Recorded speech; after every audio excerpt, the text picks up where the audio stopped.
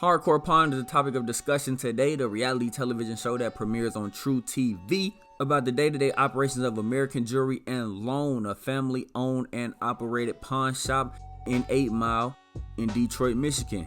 You know, the same 8 Mile that was in the Eminem movie. But what you probably didn't know is that Hardcore Pawn is a reality television series, and it was produced by Richard Dominic Productions and RDF USA.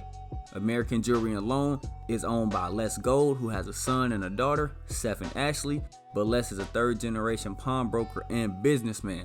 Les first opened American Jewelry at the Green 8 Shopping Center on 8 Mile Road in Oak Park way back in 1978, but moved it to its current location in 1993.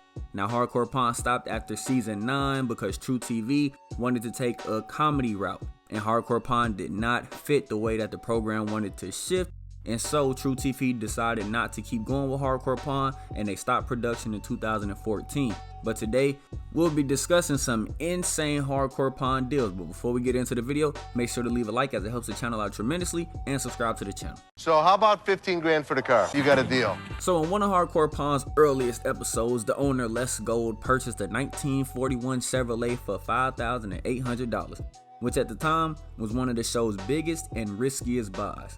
3 years later, in the season 6 episode, Les's children gave him a hard time because the old school vintage vehicle was just collecting dust and definitely taking up a lot of space in their storage unit. Now, it's safe to note that there was other vehicles in there, but they were particularly complaining about this one. So in order to save face, Les had to find a way to sell it, which he ultimately did. After 2 guys from Detroit's car show came to his shop to check it out, they eventually struck a deal for $14,500. giving Les a profit of $8,700. But even with that car gone, Seth and Ashley still weren't excited because that means that there was still more cars in the back and it was still no space in the storage room.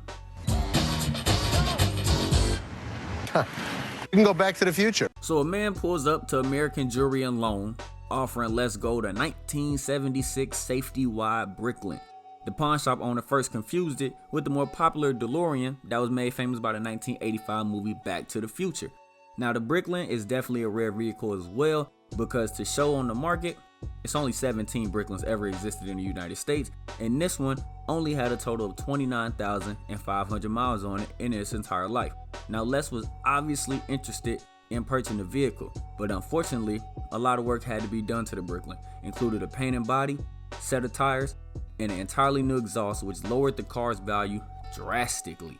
The owner bought it 3 years earlier, but after being fired, claimed he couldn't hold on to it any longer. After Les did some research, he informed the customer that the $30,000 he was asking for was too much, since he found another one for a lot less. However, the owner really didn't want to sell the car that bad. He wasn't that desperate to get rid of it, and he passed on the offer of $10,000, but they came to an agreement for the Bricklin for $7,000.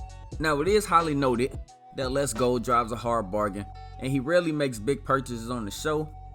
So does his kids. But every once in a while, Les and his kids can't resist spending more on specific items that they were offered. In season 6 episode called Seth's Big Bet, a customer entered American Jewelry and Loan to sell a diamond chain that his father, one of Detroit's most notorious drug dealers nicknamed Maserati Rick, had given to him. Unwilling to follow the path of his father, Rick Jr. wanted to cash the charm and was hoping Les would give him around $7,000. While they've been scammed before, in this particular situation, Les Gold was the one looking to do the scamming.